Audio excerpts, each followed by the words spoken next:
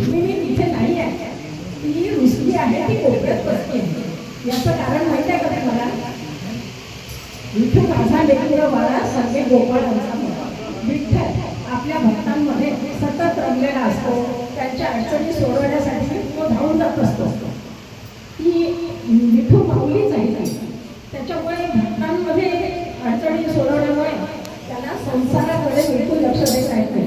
आणि एखाद्या सर्वसामान्य स्त्रीमुळे रखमाईचा विठ्ठलावर राग आहे की तुम्ही घरात बिलकुल लक्ष देत नाही, मला तुम्ही बिलकुल वेळ देत नाही, त्याच्यामुळे ती रुसली आहे. आणि ही रुसली आहे ती अजून ते युवान बघाय ती पंढरपूरला कोपऱ्यातच बसलेली आहे वेगळी. कारण विठ्ठल आपल्या भक्तांच्या अडचणी सोडवत नाही. तर अशा आणि राग असल्यामुळे संसांवर ती त्याच्याबद्दल रागाच्या भरात अपशब्द तिच्या तोंडून निघालेले आहेत. पण ते विठू माऊलीची शब्द आहे, आईचा तो अधिकारच आहे. पण ते आता या भजनात आमच्या तोंडून येतील म्हणून आधीच आम्ही संतांची सगळ्या क्षमा म्हणतो आणि हे भजन सादर करतो.